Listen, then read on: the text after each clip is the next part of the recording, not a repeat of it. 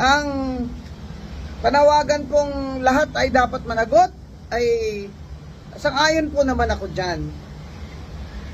Lahat po, pati na po yan si Garjola, na ang backer niya, sabi ng iba ay si Secretary Ralph Recto, kaya napakalakas niya, Secretary of Finance.